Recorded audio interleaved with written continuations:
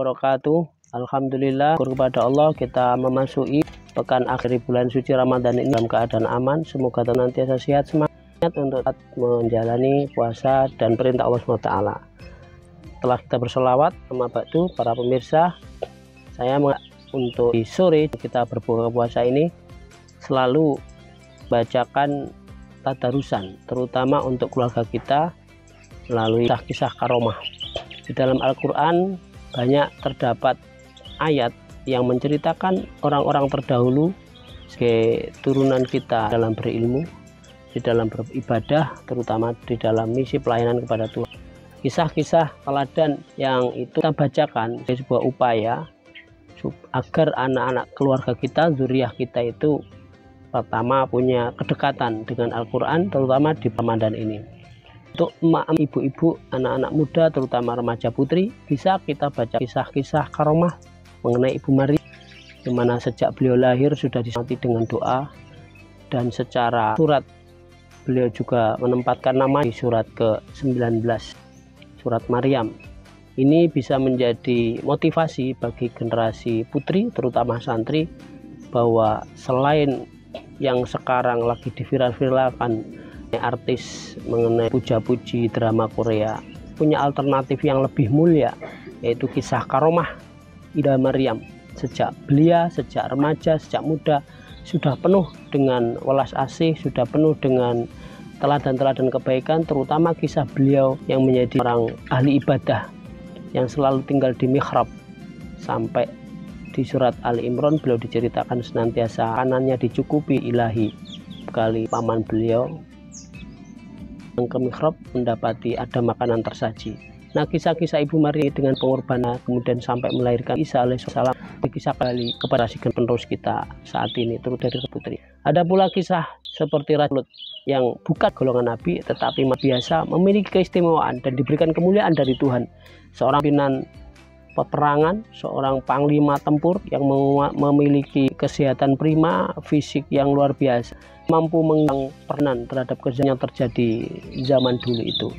Nah, ini bisa kita cerita pada anak-anak remaja putra kita, dari anak-anak sekolah sekarang gandrung dengan game, dengan idola-idola di dunia maya, apalagi sampai terkena jebakan slot, kakek jenggot, terusnya. Kita perlu menceritakan kembali kisah-kisah karomah yang dimiliki manusia ini, terutama Raja Taulut itu yang memiliki patriot terhadap banggaan keyakinan, terhadap kekuatan yang sedikit tapi solid.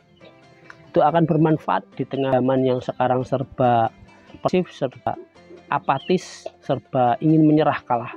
Kisah Raja Taulut perlu kita ceritakan itu untuk bangkit kesemangatan antara generasi muslim kita, utamanya yang berusia remaja, pelajar-pelajar kita yang sekolah abai terhadap nilai agama, apalagi seorang dijauhkan dari Al-Quran. Momen Ramadan ini diceritakan, dan itu akan sangat bermanfaat untuk memotivasi semua. Ada pula kisah di Al-Quran terus keluarga Bapak Imran, surat ketiga Al-Quran, lah teladannya di dalam pola pengan, di dalam melata rumah tangga, yang sampai kan beliau melahirkan keturunan baik. Pula Babman yang bukan dari golongan panusan, tapi beliau muliakan karomah samanya diakan di surat Quran surat 31. Ini untuk skala keluarga, untuk para suami, bapak-bapak lelaki saya, ayo jadikan pedoman rujukan bagaimana tata cara kita mengeluarga secara beragama, secara kebenaran alam, secara aturan Tuhan. Para pemirsa seluruh menjelang buka puasa begini, tentu kita ingin menikmati asupan yang sangat manfaat untuk kesehatan badan.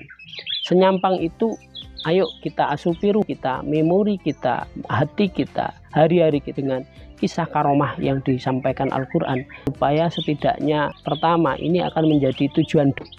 Bicara tentang siratal an'amta alaihim, ya Allah, adalah kami jalan lurus bagaimana yang pernah Engkau nikmatkan kepada orang-orang sebelum kami, dalam rangka ihdinas siratal mustaqim siratal ladzina an'amta alaihim. Kemudian dengan membaca kisah karomah tadi akan lahir kembali kisah serupa yang bisa dihadir untuk kita segar. Yang kedua adalah motivasi supaya keluarga kita menjadi generasi Qur'ani, generasi yang dididik Al-Quran, yang bisa mensyafaat di dunia maupun di akhirat. Bisa fa'atil Quran, bikin Quran yang enggak dalam momen-momen akhir kita di bulan Ramadan.